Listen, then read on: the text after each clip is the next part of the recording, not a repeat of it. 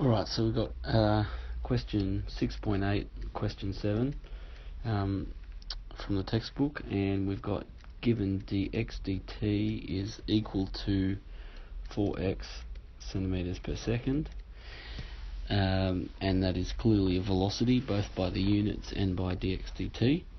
It tells us that the particle is initially at rest, so at t equals 0, v equals 0, and also that it's 5 centimeters to the right of the origin, which means that x is equal to 5. So what we have to do here to integrate it to get a relationship between the time and the displacement is pretty much just to flip the expression so that you get dt over dx, and that will allow us to integrate with respect to x. So find the equation for its displacement in terms of t. The first thing I'm going to do, as I said, is go dt dx, and that's equal to, because I flipped both sides, 1 over 4x. When I integrate that with respect to x, I get t is equal to, take out the quarter, and then you're integrating just 1 on x, which is log x. So it's a quarter log x. And if you differentiate the right hand side of that, you'll get log x differentiated, which is 1 on x, times 1 on 4, which is 1 on 4x. And don't forget your plus c. And at t is 0, we get 0 is equal to 1/4 log of 5, which is the displacement at that time, plus c. And that means that c is equal to negative 1/4 log 5.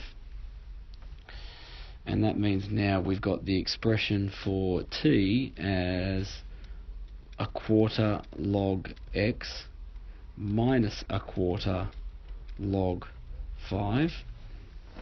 And if we want to get an expression for x in terms of t, then we're actually going to need to use our log laws here.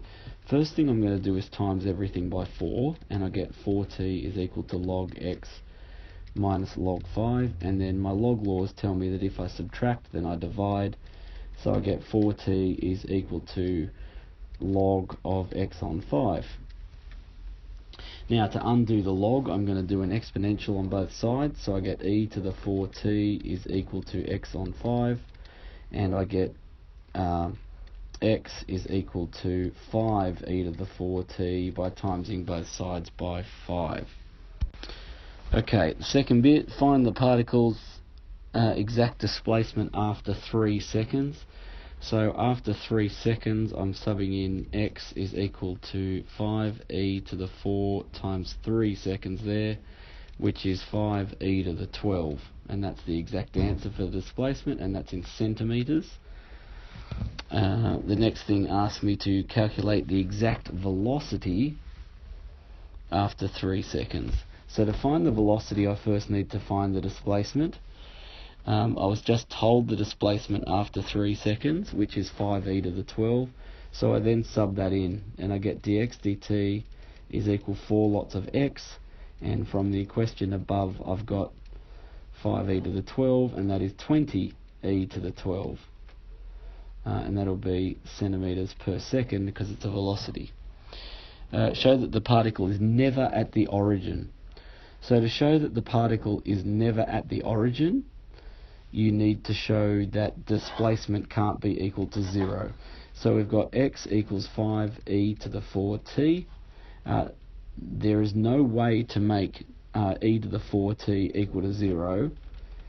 So we can say since e to the 4t is not equal to 0, therefore x is not equal to 0, and the particle is never at the origin.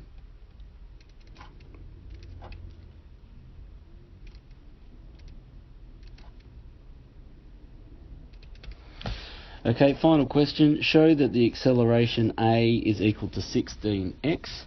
To do that, you need to either double differentiate the displacement equation, which is probably what we're going to do, or we can use one of our expressions for acceleration in terms of x, but what I'm going to try doing first is I'm going to go x is equal to 5e to the 4t, differentiate and get dx dt is equal to 20e to the 4t, differentiate a second time and get d squared x dt squared is equal to 80e to the 4t. Now I can factorise that and make that 16 outside of 5e to the 4t, and the reason I want to do that is because I'm putting the displacement back into the equation, 5e to the 4t, and so when I differentiate that I get what's in brackets is x, and therefore d squared x dt squared is equal to 16 times x as required, and that's it.